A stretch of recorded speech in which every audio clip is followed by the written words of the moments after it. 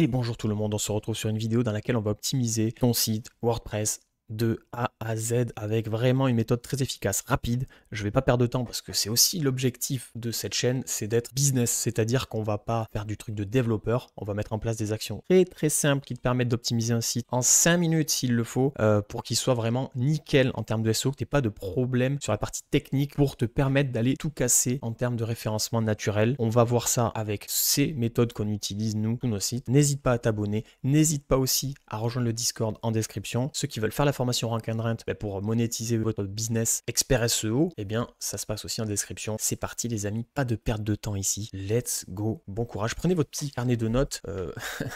Voilà, ça va être simple mais intense. Alors tout d'abord, pour auditer la performance de son site, je t'invite à aller sur PageSpeed Insight de Google. Il y en a d'autres, il y a GTmetrix aussi, qui est beaucoup plus exigeant, avec des visions beaucoup plus performantes sur le développement du site, etc. Mais franchement, on s'en fout de ça. C'est vraiment si tu vois qu'il y a des soucis que tu n'arrives pas à résoudre, que tu les sens. Là, si tu veux juste savoir si au niveau Google c'est carré, tu vas sur PageSpeed, tu mets ton URL et tu vas avoir le résultat sur bureau et sur mobile. Sur bureau, tu essaies d'être vert partout. Sur mobile, essaie d'être au moins au-dessus de 70, 60-70% pour te dire ok, c'est bon. Après, c'est vraiment de la intellectuelle. Je te le dis tout de suite. Alors tout d'abord, quand tu installes un WordPress, il faut savoir que tu as beaucoup d'extensions parfois par l'hébergeur, ce que tu utilises, qui sont installés par défaut. Donc tu me dégages tout ça, tu gardes que simplement ce qui t'intéresse. Pareil pour tout ce qui est page, article et tout, tu dégages tout ce qui sert à rien sur ce site. Tu vas toi maîtriser ce que tu mettras. Donc là par exemple, tu vois, il y a plein d'extensions. C'est pas un bon exemple typiquement que je n'utilise pas, que je n'utilise plus, qui sont là depuis des années.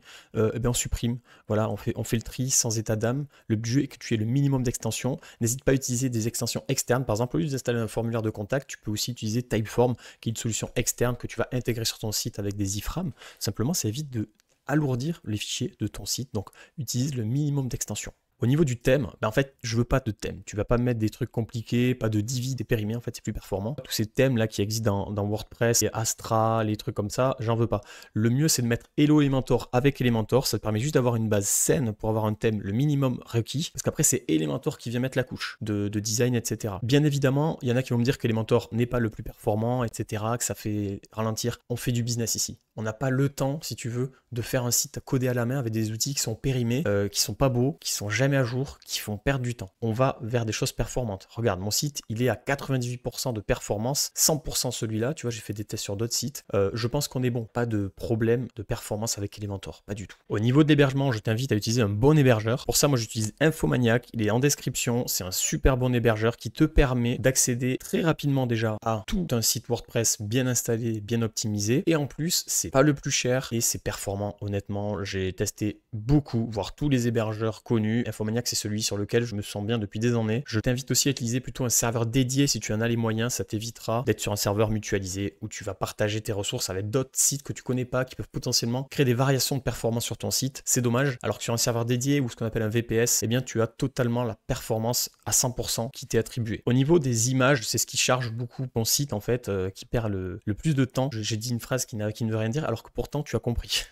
Eh bien en fait, c'est très important que tu uploads sur ton site des images qui soient déjà au minimum optimisées, c'est-à-dire que il va falloir que tu mettes la bonne dimension en pixels, si je puis dire. Donc c'est pour ça que j'utilise une extension comme Fireshot moi sur Chrome. C'est pas une extension faite à la base pour ça. Ça me permet de faire des screenshots, alors que Windows le fait. Mais ce qui est sympa, c'est que quand tu veux prendre ton screenshot, tu as la pixelisation qui s'affiche, donc tu sais à peu près, tiens, à cet endroit, il faudrait que mon image elle fasse 674 par 524. Et tu vois, si je fais ouvrir l'image dans un nouvel onglet, elle est au bon format, parce que moi je suis quelqu'un qui fait les choses bien, tu vois. Mais tu pourrais très bien avoir des images parfois qui soient pas au bon format. Et pour ça, tu devrais utiliser une extension comme I Love IMG qui te permet de faire plein de choses sur les images. Je pense que tu connais, tout le monde connaît maintenant, ça fait des années. Et tu peux redimensionner tes images avant de les uploader sur le site. Comme ça, quand tu les intègres sur ton serveur, tu as déjà un truc qui est clean, un minimum. Ça, c'est important. Tu vas devoir convertir tes images en WebP. C'est pas obligatoire, mais c'est très recommandé aujourd'hui. Google adore le format WebP puisque je crois que c'est eux qui l'ont développé et ça permet vraiment d'optimiser à fond la taille des images et leur performance de chargement sur un navigateur. Alors historiquement, j'utilisais Imagify que beaucoup de gens connaissent, qui est payant, alors que pourtant on m'a recommandé cette extension qui s'appelle Quick WebP qui est totalement gratuite. C'est un développeur qui me l'a recommandé, c'est Camille Roy, si tu veux le suivre sur Insta, il est très sympa.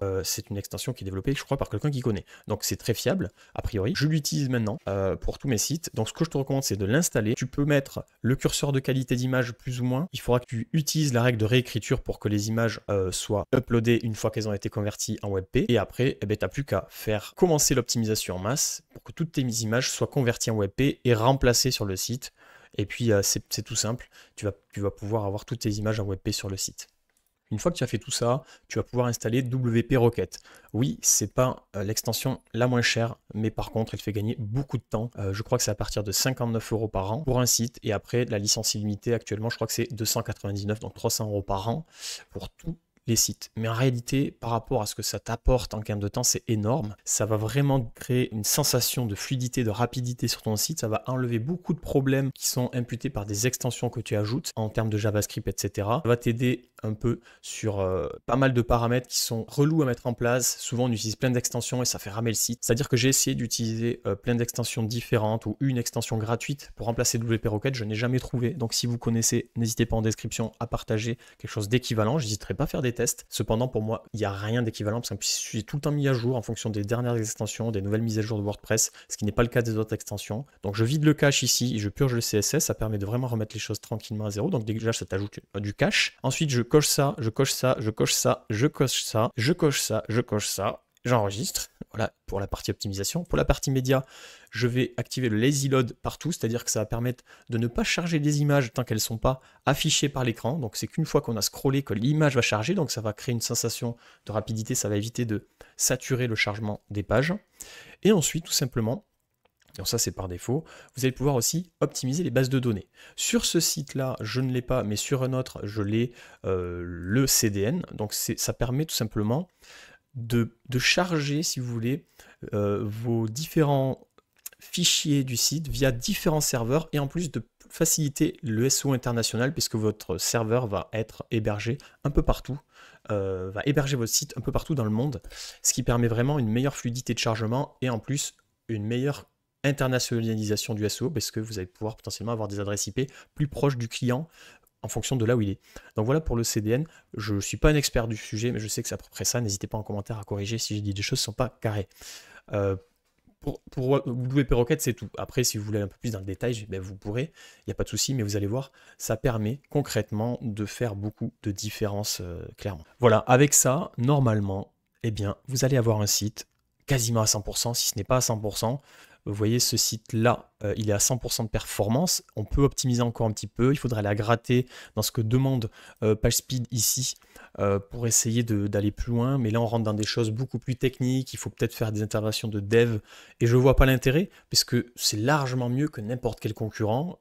Pour Google, c'est bon. Voilà les amis, n'hésitez pas à rejoindre le Discord si vous souhaitez faire la formation Rank and Rent qui vous permet d'apprendre à créer des sites WordPress, faire du SEO, et les monétiser avec leur Rank and Rent. Ça se passe aussi en description et aussi sur le Discord ou sur Instagram en message privé pour ceux qui veulent qu'on fasse leur site. Que vous soyez un artisan ou une entreprise, peu importe, eh bien on s'en occupe, on vous crée tout de A à Z, donc ça vaut vraiment le coup.